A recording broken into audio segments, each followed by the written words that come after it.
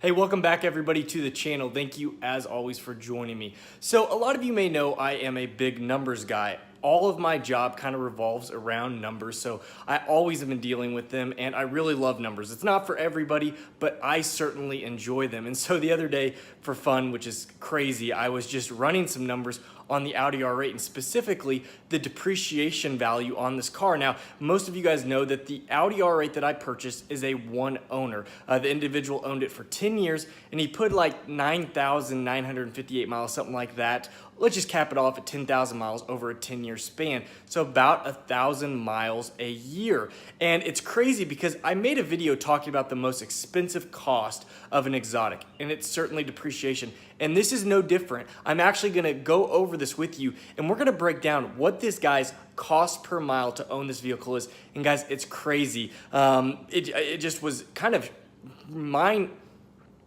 It was kind of mind-shattering just how much he costs per mile to actually own this car. So again, we're gonna break it down through different aspects of the vehicle. So let's go ahead and jump into the exact cost that the guy before me actually had to deal with per mile. The biggest is gonna be depreciation. Now guys, I can't stress this enough, and I actually talked about it in a video prior, that depreciation is the biggest hit, and for these cars, it gets a little crazy. Now, I do know the guy paid roughly $135,000. It was actually the first Audi R8 sold in Wisconsin. He's a surgeon and he bought it in Wisconsin from the dealer that I actually bought it from. Had it always serviced there, and he paid about $135,000. And what they told me is he actually got about $75,000 of credit towards his other Audi. He actually bought a 2018 yellow, beautiful Audi R8 V10. And so that is a $60,000 depreciation hit that he took. Now let's break those numbers down. You're looking at $60,000 of depreciation over 10,000 miles. That's all he put on the car. Again, 99.5 or something, but we're just gonna cap it at the 10,000. That's $6 per mile. So that's just in depreciation. It costs him $6 a mile, which is crazy. That's astronomical.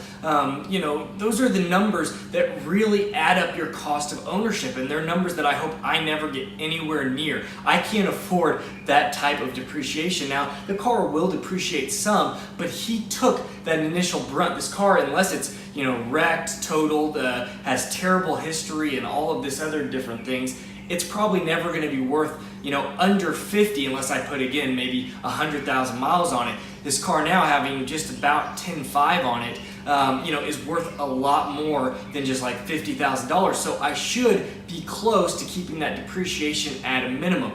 But back to this $6. So we're at $6 already per mile for his depreciation. So the next thing we're going to move on, we know he has insurance, right? So insurance, I'm going to say at a minimum was $1,000 a year.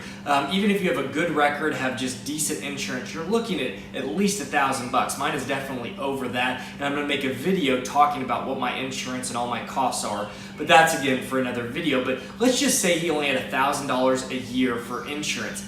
1,000 miles a year is what he drove, so we're looking at, over a 10-year period, $1 a mile. So now we're at $7.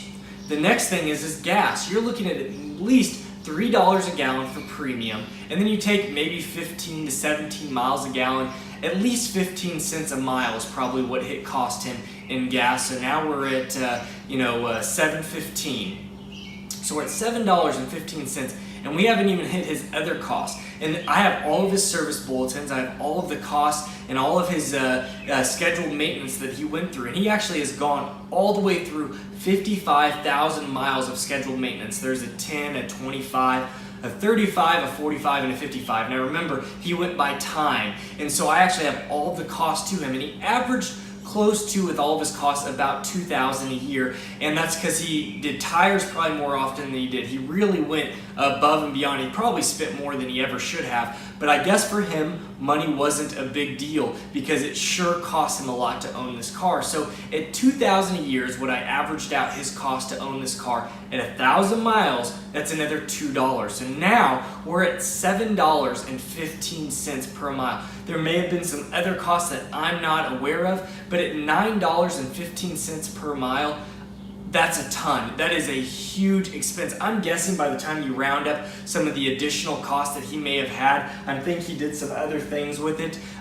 You know, just going out, maybe valeting it, that stuff adds up. And when you only put 1,000 miles a year on it, it really does. Oh, I do know he actually had one of the tires repainted, and that's not cheap because he had a little bit of rash on it, and so they repainted the whole tire. So costs like that, there are some added costs, and I bet you his cost to own this car was very close to $10 per mile. Now I want you guys to think about that for a second.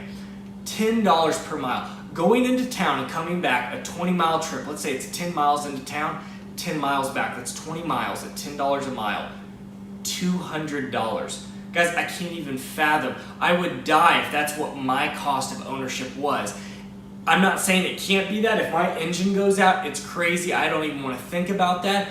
But my cost should be nowhere near that because he took the brunt of that depreciation. Because again, that's a huge part of his cost. I was running the numbers and I could not believe it. And I kind of wanted to make this video because I wanted you guys to know and I wanted you guys to learn. Because if any of you guys are ever looking at cars, yes, buying used does have some of its problems, but you can't forget the cost of ownership of depreciation because that is a huge, huge piece.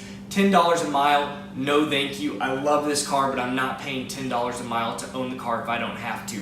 But again, that's his hard cost. I don't want you to forget that. This is not a number that I just kind of came up with. It truly is what it cost him per mile was $10. So if he would have gone on a 1,000-mile road trip, that's $10,000 on that road trip. Not including if he went on a hotel, not including to eat, not including his other activities. Just to own that car and drive it 10,000 or to drive it 1,000 miles cost him 10 grand. So the life of this car at $10 a mile relatively cost him close to, I mean, you're taking 10,000 miles at $10 a mile, close to $100,000. Just crazy. I mean, it's an amazing vehicle, but 100 grand over a 10-year period, 10 grand a year, 1,000 miles a year. It's just crazy. So again, guys, I'm hoping this is informative. I hope this helps you guys, make good decisions, especially if you are buying one. I don't want to scare you away. I want you guys to have dreams. I want you to have aspirations. If you are already looking for a supercar, it doesn't have to be an R8. This is a great pointer for you guys to understand because it really helps make a great decision. And I don't want you to be a prime example like I'm making this guy. Now, I'm sure he loved the car, but at $10 a mile, that makes loving a car really, really difficult. But again, guys, I hope you guys enjoyed the video. If you did, please hit that like button. It is much appreciated. Subscribe if you're not already a part of the family. And as always, take care. I'll see you next time.